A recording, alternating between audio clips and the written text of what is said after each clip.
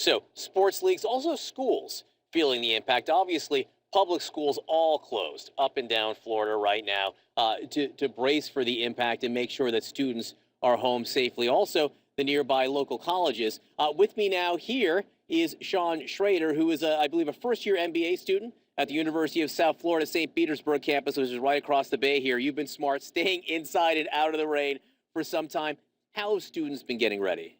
Well, this is a really serious storm. Thankfully, it's unfortunate for somebody else, but some of the impacts are still being felt here in the Tampa Bay area. I think the big thing for students is either, they have relocated to go back with their family, whether that be in another location in Florida or go out of the state. However, there has been a small number of students who have decided to stay at USF, and thanks to the university, they've provided that safe housing for them. I vaguely remember being of student age, and sometimes you make unwise decisions when you're that age. How are the schools, and what's your recommendation to other students about what to do over the next 24 hours or so? Well, you've seen really in large part here across Tampa Bay, a lot of closures have taken place. At USF, closures are in place at least until Monday for classes. The recommendation I have is really, we are not bigger than the weather. I mean, this is serious. You see the wind, you see the rain coming in. This is a really big threat, and I think it's just a matter of staying safe, following the local guidance that's out there,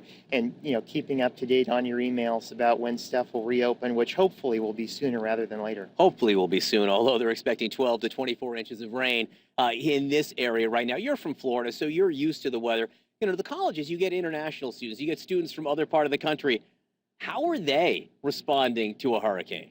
Well, it's really challenging for them. If you're from another part of the country or you're from another part of the world, you don't have those same luxuries that others might have of having family close by, people close by you can stay with, or knowing how to navigate this kind of situation. That's why, the University of South Florida has been really, really helpful to provide on-campus housing and on-campus support at their Tampa campus, where it's not as bad. They've been able to evacuate students from St. Petersburg, where everybody's able to stay collectively and shelter in place for the time being. All right, Sean, go home, get inside, spend the next 24 hours or so studying, doing whatever you can. It'll be a few days before you're back to school. We appreciate you being with us. Thank you. Sean, Stay safe. thank you very much. Sean Schrader, MBA student at the University of South Florida. You can see